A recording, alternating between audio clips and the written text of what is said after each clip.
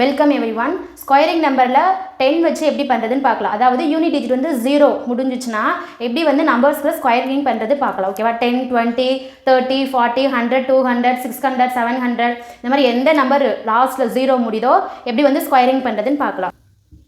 0 unit digit வந்து 0வாக இருந்துச்சுன்னா எப்படி வந்து ஸ்கொயரிங் பண்ணுறதுன்னு பார்க்க போகிறோம். ஓகேவா? ஃபஸ்ட்டு வந்து 10 ஸ்கொயர் எப்படி போடுவீங்க? இது வந்து 0வா, அப்போ ஸ்கொயரிங்னால 2 0 தான் போடணும். ஓகேவா?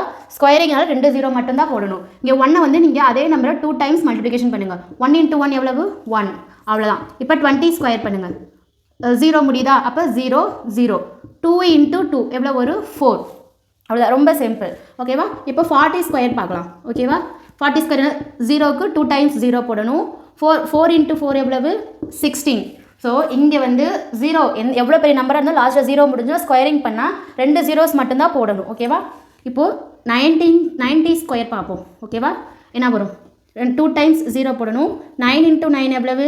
81. 9 × 9 81. 8100 கிடைக்கும். ஓகேவா? இப்போ 110 தி ஹோல் ஸ்கொயர் பார்க்கலாம்.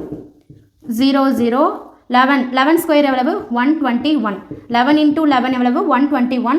ஸோ 20 நம்ம என்ன பண்ணிக்கிறோம்? ஜாயின் பண்ணிக்கணும். ஓகேவா? இப்போ நெக்ஸ்ட் வந்து 150 தி ஹோல் ஸ்கொயர் பார்ப்போம். ஓகேவா? 0 0 15க்கு நான் ஆல்ரெடி சொல்லியிருக்கேன். 15 × 15 எப்படி போடுவீங்க?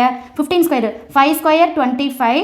1 × 1 2. அப்போ 225. ஸோ 225 0 0 இதாக கிடைக்கும் உங்களுக்கு. இல்லைனா இப்படி போட வேணாம், 15 × 15 போட்டு பாருங்கள். 225 தான் வரும். இதான் உங்களுக்கு இந்த மாதிரி தான் சம்ம வந்து நம்ம சால்வ் பண்ணணும். இல்லை டவுட்ஸ் இருக்கா? டவுட்ஸ் இருந்துச்சுன்னா கமெண்ட் பண்ணுங்கள். தேங்க்யூ.